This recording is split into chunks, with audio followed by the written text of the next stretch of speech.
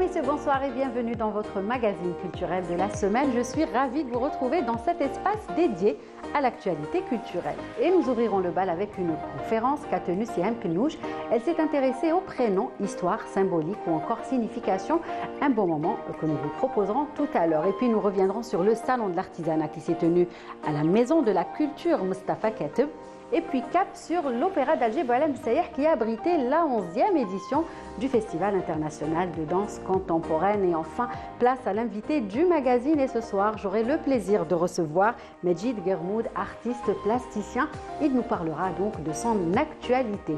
Et tout de suite, il est temps de découvrir ensemble le premier reportage de l'émission. Et il s'agit d'une conférence qu'a animée Siham Knouch. Elle s'est intéressée aux prénoms, histoire, signification ou encore symbolique. Un moment convivial que nous partageons avec vous ce soir à travers ce reportage. On ne peut pas exister. Adna Zaid. Et où les Zaidoun? Au Maroc, c'est Saad. Saadoun. Hamd, Hamdoun. Khaled, Khaldoun. Vous vous êtes certainement demandé ce que signifie votre prénom. Est-ce que vous préférez les prénoms tendance ou anciens? Des questions et d'autres que l'on se pose souvent. Surtout que les anciens prénoms ont quasiment disparu. Peu de Fatma aujourd'hui, de Zhour, de L'Harem, et la liste est longue. Et c'est Siham Knouch, journaliste et conteuse, qui a entrepris beaucoup de travaux de recherche là-dessus, ce qui l'a mené à organiser cette conférence. En fait, les prénoms, ça fait partie quand même du patrimoine immatériel et c'est quelque chose de très important pour nous, pour notre identité algérienne, parce que j'ai remarqué qu'il y a énormément de prénoms qui sont tombés complètement dans l'oubli, que nous avons laissé tomber, c'est un petit peu de notre faute, et nous avons tendance à aller chercher ailleurs. On a commencé par les prénoms, puis par les noms de famille. On va faire une autre communication sur les noms de famille. Et plus tard, on est en train de préparer une communication, une conférence sur la toponymie, les noms des villes, qui ont une relation avec tout ce qui est algérien. Après le passage de plusieurs civilisations et mutations dans la société algérienne, les prénoms ont subi à leur tour des changements entre prénoms amazigh, arabes, turcs, modernes et autres. Entre prénoms composés ou faciles à prononcer, plusieurs familles ont renoncé aux prénoms 100% algériens. Seuls quelques conservateurs sont restés fidèles. Tout à fait, les anciens prénoms hérités de nos aïeux ont une signification culturelle et cultuelle. Prénommer nos enfants par des prénoms algériens de notre culture et pour sauvegarder justement la culture algérienne. Voilà. Moi personnellement, d'après ce qu'on a entendu avec Madame Siham Knouch, déjà à la base je suis artisan. Donc il y a une relation avec le patrimoine et l'histoire. Les mots, les noms que je préfère, c'est les noms de mes parents. J'ai été très épatée par les explications, les provenances, les changements qui se sont faits au cours des temps. C'est très très intéressant, super. Nous avons l'Arem qui est un prénom algérien qui signifie la femelle du faucon. Nous avons Hizia qui est la maîtresse de maison. Nous avons Boualem, le porte-étendard qui est un surnom de Abdelkader el-Jilani. Nous avons Menned qui est le cavalier ou le chevalier. Donc tout ça c'est des prénoms typiquement algériens. Personnellement, mon père m'a surnommée Fatma à cause de sa maman, Allah yahma. Par exemple, j'ai une fille qui a surnommé ses deux filles Baya et Yamina. Yamina pour ma mère et Baya pour sa belle-mère. Beaucoup de gens lui ont dit c'est des prénoms et tout. Mais elle a tenu le coup, elle les a nommés comme cela et je les adore. Le choix des prénoms a une valeur hautement symbolique. On le porte toute notre vie. Il est alors nécessaire de prendre le soin de le choisir. C'est le premier cadeau qu'on offre à son enfant.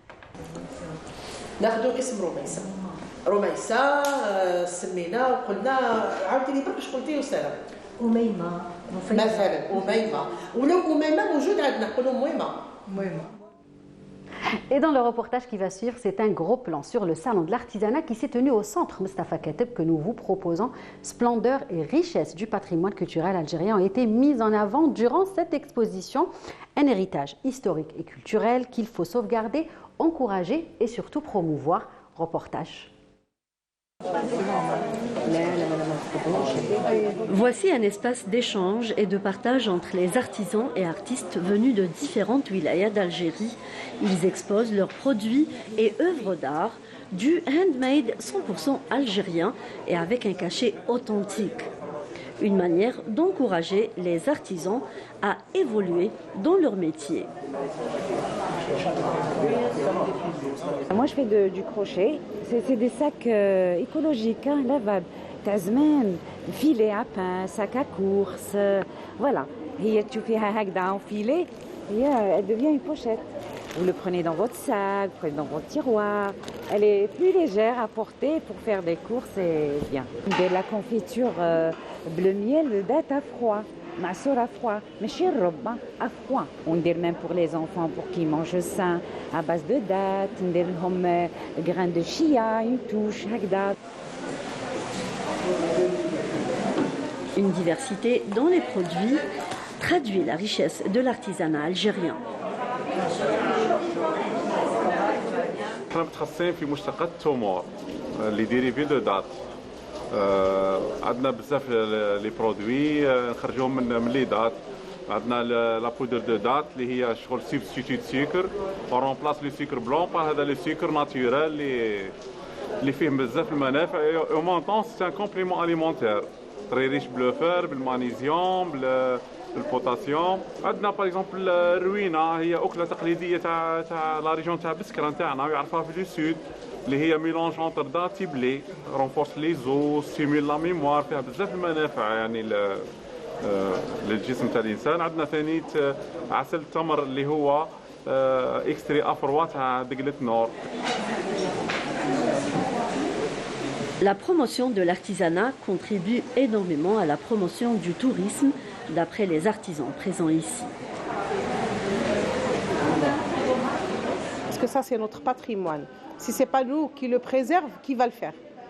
Donc on est obligé de continuer dans le chemin de nos grands-mères, mes tantes, tout l'entourage d'ailleurs. Je suis née dans cet entourage. Quand j'ai grandi dans un environnement où je voyais que la culture, que ce soit dans les paroles, le cha'bi, la musique, la broderie, même les plats traditionnels, l'assise, le qa'da, le siddar, le stah.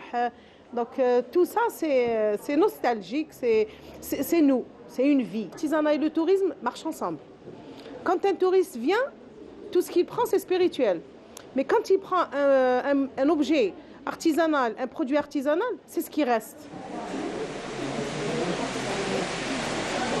Conjuguer les efforts pour la promotion de l'artisanat repose sur plusieurs points afin de permettre au secteur de contribuer au développement économique durable. En actualisant la formation spécialisée aux métiers, notamment ceux en voie de disparition, et l'accompagnement des artisans dans leur activité créative tout en préservant le patrimoine. Un avenir prometteur qui va vers la création de près de 40 000 nouveaux postes d'emploi par an, selon les responsables du secteur.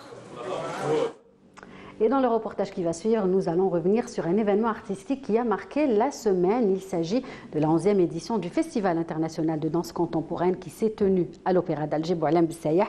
Des troupes et des compagnies de danse contemporaine venues de plusieurs pays ont pris part à cette manifestation. Des conférences et masterclass qui ont mis l'accent sur la formation ont également été organisées. Reportage. Des lumières, de la gestuelle et des messages à travers ces shows qui font voyager. L'intérêt de ce festival, donc, c'est-à-dire comment prendre tout ce qui est traditionnel et aller de l'avant, c'est-à-dire le transformer en ajoutant l'action chorégraphique et qu'on appelle danse contemporaine. Cette soirée a été marquée par cette prestation chorégraphique présentée par cette jeune danseuse venue du Canada. Un show intitulé Bow Trail Restropek, qui retrace des scènes de vie de l'homme africain entre joie, peur, amour, combat, des émotions à travers des gestes et du son. La participation algérienne était de taille à travers diverses prestations où les danseurs et chorégraphes ont pu montrer leur performance artistique de haut niveau. On a fait un petit casting, on a recruté quelques jeunes de plusieurs wilayas c'est-à-dire ces jeunes-là forment le ballet actuel de l'Algérie. Ça veut dire que nous sommes basés surtout sur la formation académique, terminologie, encadrement. C'est-à-dire que tout y était pour que ça donne ce résultat. Zakaria, dans 5 minutes, vous allez être sur scène. Oui, on est bien préparé. Du coup, on va s'éclater dans la scène. Voilà. La prestation de la troupe de la Maison de Culture Mouloud Mamri de Tizi Ouzou, qui a présenté ce show intitulé Résurrection. KBS de Ain Defla avec I Lost My Gravity. La coopération artistique et culturelle Nouara avec Osmose. La compagnie de Samar Ben Daoud avec Diary. Danser, tout simplement. On veut juste danser. Voilà, les danseurs ont soif de scène. Déjà, moi, en tant que danseuse et chorégraphe, j'ai soif de scène. J'ai pas assez dansé et c'est une occasion pour les danseurs algériens de danser, tout simplement. Notre spectacle s'appelle Journal intime. Chacun d'entre nous a ses petits secrets, son vécu, son background. Donc du coup, chacun raconte son histoire. Donc on a essayé chacune de notre côté sur scène de raconter notre histoire. Le public à son tour était subjugué. اللي هو شغل ان بو مودرن مي فيه اون توش الجيريان ولا اون توش باغ اكزومبل تاع كندا شفنا اون توش افريكان بيسك لاكتريس كانت لاكتريس وبيان لارتيست كانت دوريجين افريكان دونك سيتي اون بون سواري. The festival of the dance today is very amazing for me, so wonderful, super cool, and I'm so happy. J'ai tout adoré, c'était fabuleux. Oui, pourquoi? Car c'était magnifique, les danses étaient fabuleuses, j'ai adoré. Mais ce que j'ai le plus aimé, c'est quand il y a eu ma cousine Amélia Ben Younes. On a senti le travail et l'expression, les messages qu'ils tous ont passé en fait à travers la danse et les mouvements, et c'était vraiment très émouvant. On se sentait vraiment, il y avait une forte émotion et c'était très beau. Voilà. Ce festival est devenu une aubaine pour mettre en valeur les expériences artistiques du monde entier dans différents domaines de création.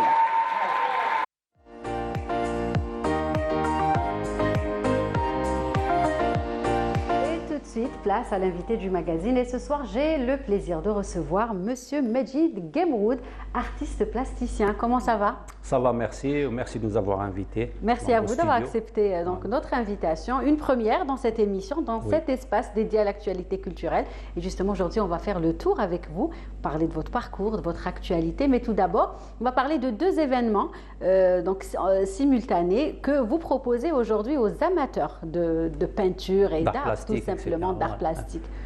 Donc il y a eu 2 grands événements. Le premier dont je suis le coordinateur, c'est avec la Fondation Asla, c'est une expo collective. Oui. Donc c'est les peintres du Sine, comme il y a divers types, divers courants, divers groupes de peintres.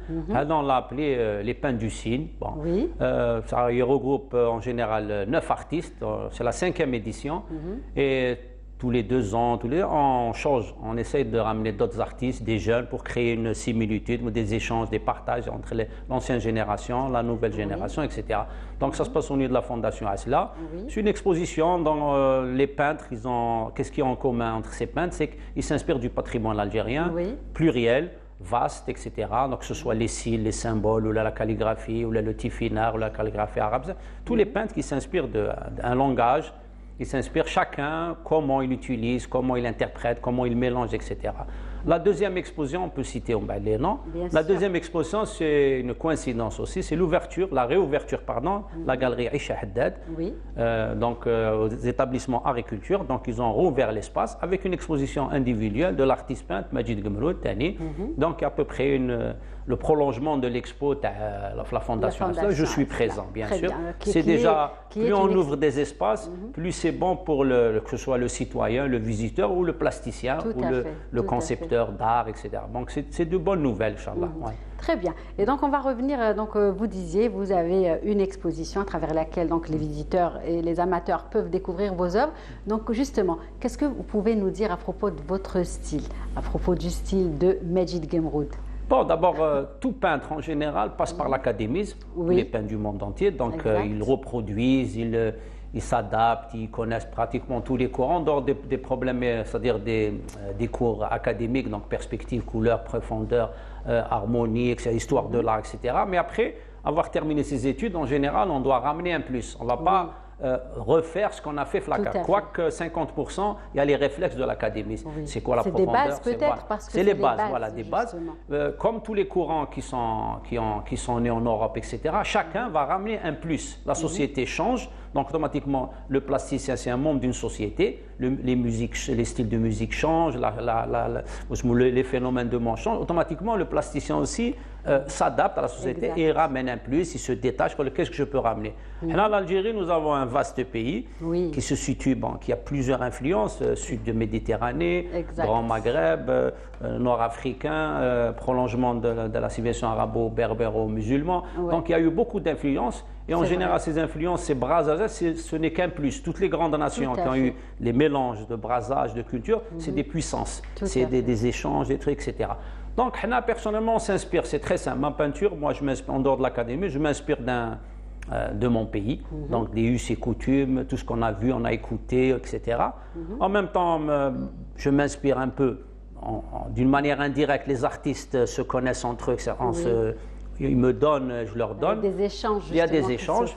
Je m'inspire au moins de la beauté de mon pays, la mer, le soleil, etc., le mouvement, etc. C'est un pays, ça bouge, il y a plein de... Logiquement, ça va venir. Inch'Allah, ça peut être qu'un grand pays, ça peut donner que des... Il faut avoir simplement l'espoir. Et dans ma peinture aussi, j'essaie de donner l'espoir. Nous avons tous les moyens pour réussir.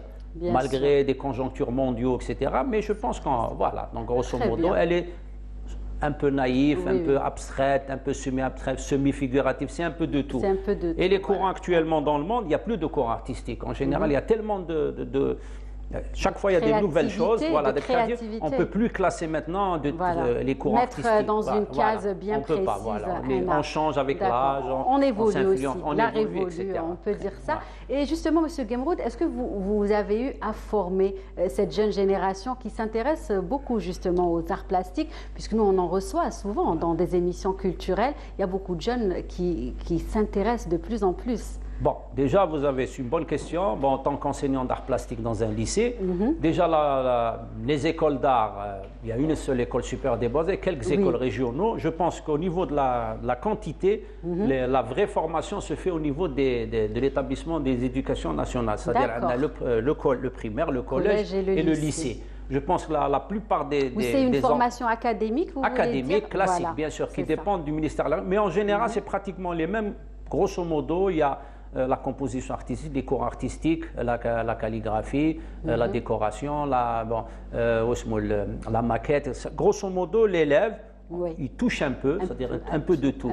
Voilà, il touche un peu, donc c'est une base. Ça. Quand il rentre, s'il veut faire l'école des beaux-arts, il a en général, il connaît à peu près, il a à peu près un aperçu, c'est quoi les arts plastiques. On ne va pas dire dessin ou la peinture. Les arts plastiques, c'est quoi? Donc il court l'évolution des cours artistiques, etc. Donc c'est déjà la pépinière pour l'école des beaux-arts et pour connaître, apprécier les arts plastiques. Parce que maintenant, quand vous faites une exposition, si les visiteurs, on dit pourquoi il n'y a pas assez de visiteurs, on doit former d'abord la base. On peut aller jusqu'à même la crèche. L'enfant avec des documentaires, des émissions, etc.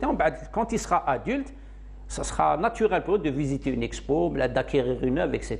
Exact. Voilà, donc on est formateur d'une manière indirecte. Tout à fait, et bravo en tout Merci. cas. Donc vous n'êtes pas venus les mains vides, vous nous avez apporté quelques-unes de vos belles créations, j'ai envie de dire. Donc on va commencer par celle-ci, très colorée.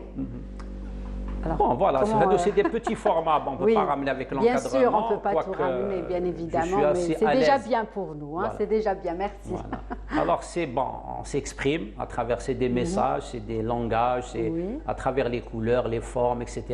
Donc, en général, actuellement, l'exposition que je fais, les deux, c'est plus de la toile. D'accord. Ça, c'est travail sur carton, etc. Avec la technique mix, etc. Donc, c'est des trucs, c'est un peu, je parle surtout de l'humain, la place de l'humain dans le monde ou là, dans la société. Il est préoccupé par plusieurs défis. Existentiel ou environnemental, etc. Donc c'est l'humain. Je ne parle pas d'une personne ou de l'Algérien en général, mais de l'humain, etc. L'humain est universel. L'humain, l'artiste, il n'y a pas de frontières, etc. Et en même temps, je m'inspire du patrimoine, etc. Voilà. Donc c'est des recherches un peu, si on veut, ou là, voilà, c'est coloré, on essaie de construire. Il y a beaucoup de couleurs. Voilà, c'est des petits formats, donc on ne pouvait pas ramener les grands formats. C'est une de mes, parmi les œuvres que je fais, etc. Voilà, là, c'est ce que vous avez pu nous rapporter. Voilà, bien sûr, parce que les grands formats, c'est à découvrir à travers cette exposition. À travers l'exposition, il y a d'autres. Qu'est-ce que vous proposez? Bon, déjà au niveau de l'expo qu'on fait, déjà je me dirige d'une manière indirecte vers le semi-figuratif. Là, c'est vraiment très abstrait. Oui, exact. Voilà, mais expressionniste, mais en même temps, au niveau de, je commence un peu à revenir. La peinture, elle devient plus simple, le dessin devient plus stylisé, c'est-à-dire la couleur surtout, je joue surtout la couleur. C'est à peu près l'opposé de ce que je faisais à une certaine époque. D'accord. Voilà. Vous évoluez aussi. On évolue, voilà. Peut-être c'est, pour moi, je trouve que c'est au niveau des couleurs, peut-être c'est. Certains peut-être voient d'une manière, il y a des problèmes. Moi, je vois, plus j'avance, plus je trouve qu'il y a de l'espoir. Donc les couleurs reviennent et c'est peut-être je suis très optimiste, je sais pas. En tout cas, un beau message avec lequel on va finir ce soir, j'ai envie de dire. Donc, est-ce qu'on peut rappeler les dates et le lieu, bien évidemment? L'expo collectif, on l'a bien compris, vous participez, c'est donc par la fondation, organisée par la fondation. C'est jusqu'au 23. C'est ça.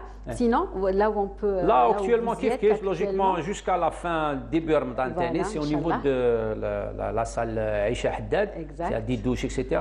Voilà, donc je suis présent dans les deux. Maintenant, au niveau de la fondation, ce soir, il y a une animation par un collègue, je vais citer, monsieur Moho Sahraoui. Donc, il va faire une espèce d'installation, de happening avec de la musique. C'est-à-dire, même une expo, il faut qu'il y ait de l'animation. Que ce soit vivant. Voilà, vivant. Toute la période, on a la poésie, musique, conférences, débats, rencontres. C'est ce qu'on voudrait faire quand il y a des expos, pour qu'elles soient vivantes. C'est pas simplement accrocher des œuvres et laisser les gens admirer. Il faut discuter, parler, etc. Oui, voilà, très important. Et c'est ce qu'on recherche justement quand on va vers les galeries et les différents lieux d'exposition. Voilà. Surtout, sans les médias, on ne peut pas donner le message, etc. Donc, c'est indispensable. Les médias sont très importants. Bon, on les remercie, on n'arrête pas de les remercier. Voilà, sans vous, on ne peut pas et même nous sommes ravis à chaque fois de recevoir des artistes et des gens qui font beaucoup justement pour la préservation de notre patrimoine. En tout cas, Monsieur Gemroud, merci. Merci d'avoir accepté notre invitation. Et puis, n'hésitez pas à revenir et pour nous parler des prochaines expositions. Yatek Saha et puis Sahar Mdanek. On ne se verra pas d'ici là. Et restez avec nous. L'émission n'est pas encore finie puisque chaque samedi soir, nous proposons l'agenda culturel aux téléspectateurs et c'est juste après le jingle.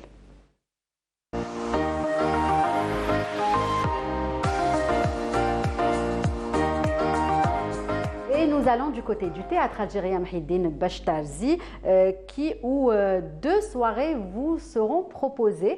Donc il s'agit d'un hommage qui sera rendu à Farida Krim, un événement organisé par l'association Le 3e Millénaire et c'est ce soir. Et puis une autre soirée, retour au théâtre cette fois-ci avec une pièce théâtrale intitulée Tarab El Jenoun du théâtre régional de Béchar qui s'invite au théâtre national Mhiddine Bachtarzi.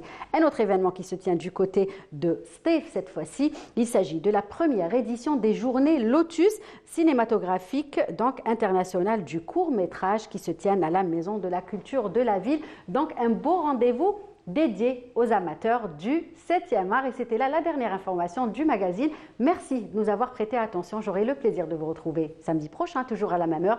D'ici là, très bonne suite des programmes sur Canal Algérie et prenez soin de vous. Au revoir.